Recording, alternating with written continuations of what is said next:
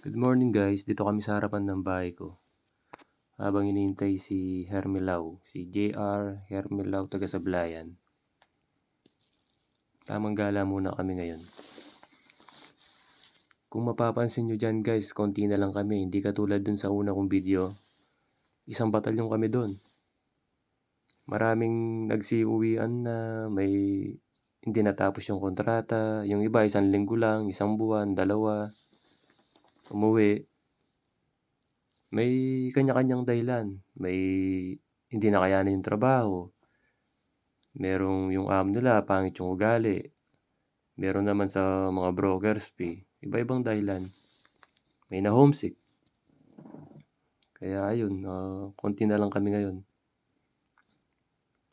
Kasama ko ngayon mga taga-Aklan, Tarlac, taga Cebu, papunta na rin sila. Pero yung taga Santa Rita yata parang wala na yata. Wala na silang MOU.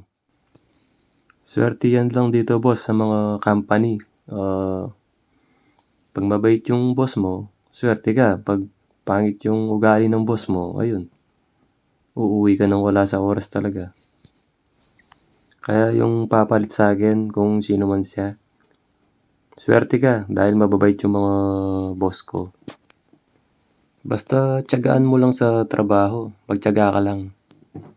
Kaya mo naman yun. Nakayanan ko nga eh. Kahit yung mga boss ko ang tatanda na ay kaya nila. Ikaw pa kaya? Buti nga dun sa company namin, yung mga boss ko, hindi ko masyadong random yung mga brokers fee na yan. Sobra naman sila.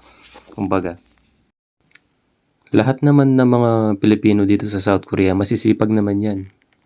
Yung problema nga lang eh, pagka inutusan sila ng amo nila tapos hindi nila maintindihan, yun, mahirap yun.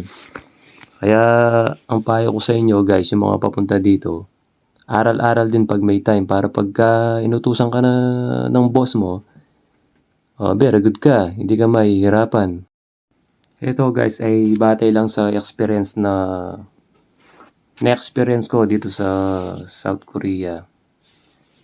Kaya apply ka na. Ano pang ginagawa mo dyan? Kaya mo yan.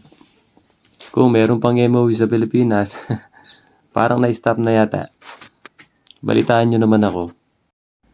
So ayan guys, hanggang dito muna yung kwentuhan natin at God bless sa ating lahat. At maraming salamat sa mga manonood tsaka sa mga supporters natin dyan.